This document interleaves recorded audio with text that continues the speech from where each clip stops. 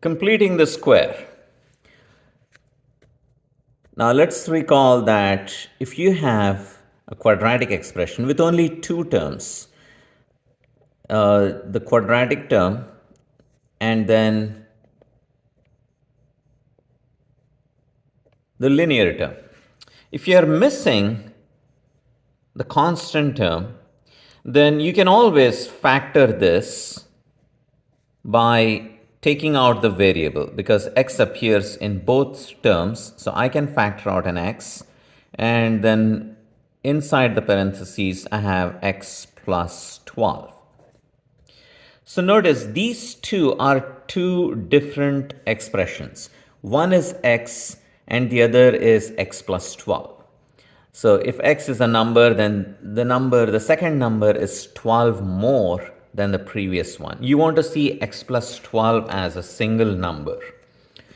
So I have a product of two different numbers. So this cannot be a square. So x squared plus 12x, we say, is not a square because it's a product of two different numbers. But here's the thing. If I add a suitable number, then this could become a square. And I want to know what number I should be adding here so that this becomes a perfect square. Now, if you recall,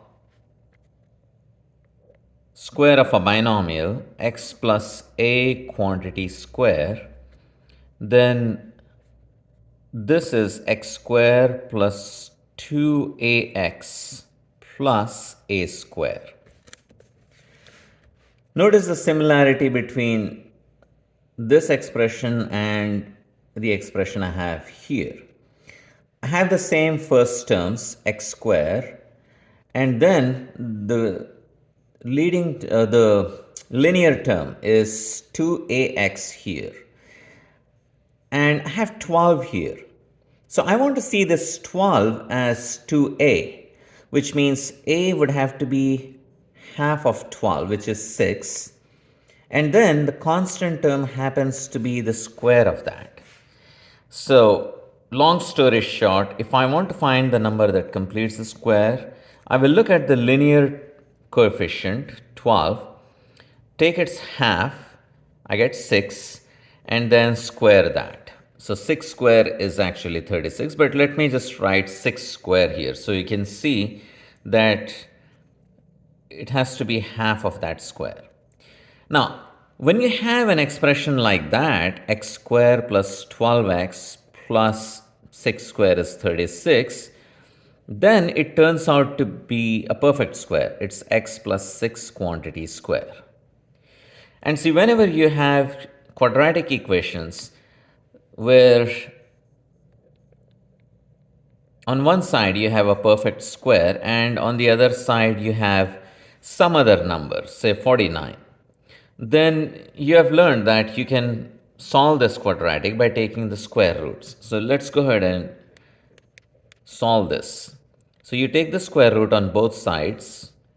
Square root of 49 is 7, but it could also be negative 7. So I have two answers, plus or minus 7, when I take the square root. Now, to solve for x, I have to subtract 6 from both sides. So let me write down negative 6 plus or minus 7. So I have two answers. Negative 6 plus 7 is 1. And negative 6 minus 7 is negative 13.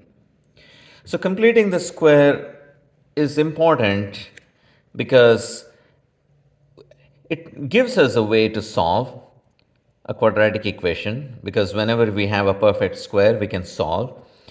And the other thing is it becomes crucially important in developing a formula that will allow us to solve every quadratic equation.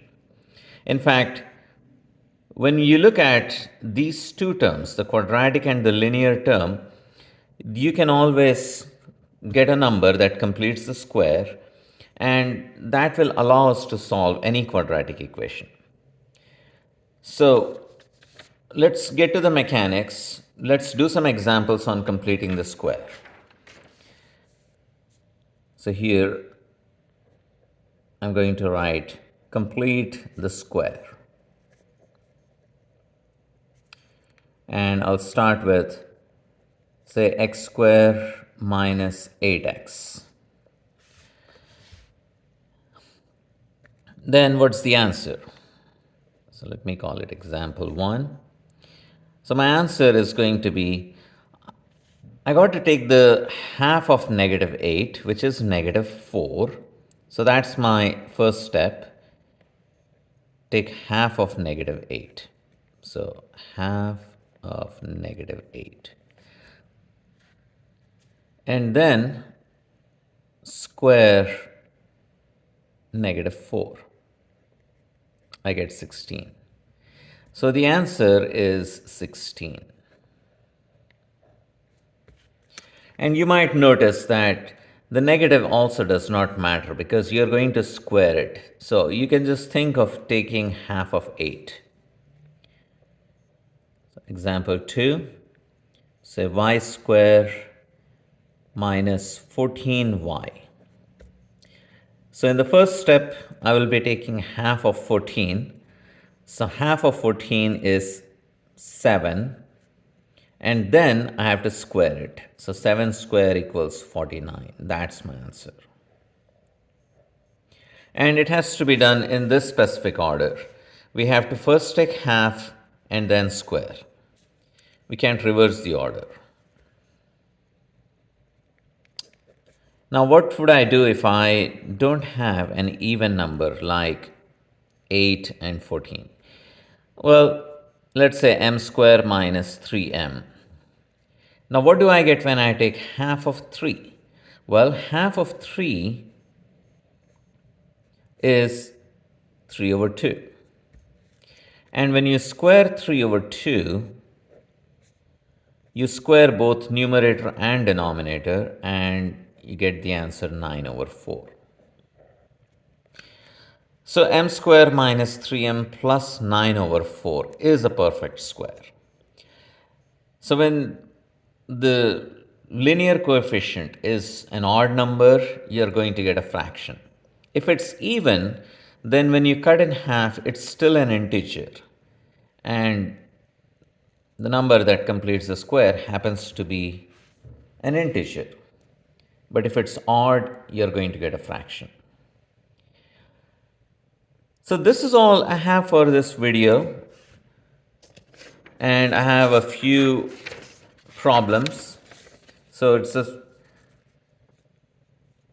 simple problem. There are only 2 simple steps to follow.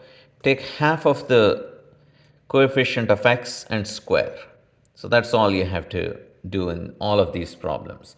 So some linear coefficients are even, which means after taking half, they still remain even. They still remain an integer.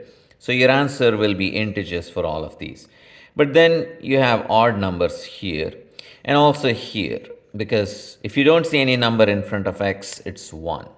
So here the coefficient of x is 1, here it's negative 1. So try to do those practice problems, and I'll have the answers in the video description. And I'll see you in the next video. Thank you.